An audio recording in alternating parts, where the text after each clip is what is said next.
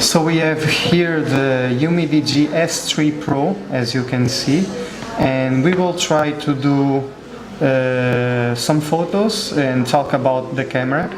This one contains a Sony IMX586 with 48 megapixels, the back camera, and then the second camera, it's a telephoto 12 megapixels, 2.2 aperture and 2 optical zoom. Well, I can show you about the quality of the photo, and you can see here. So the first photo, and here you can see it's 48 megapixels, and the dimensions of the photo and the size of the photo. So here you also can see the hardware, the Sony and the telephoto sensors.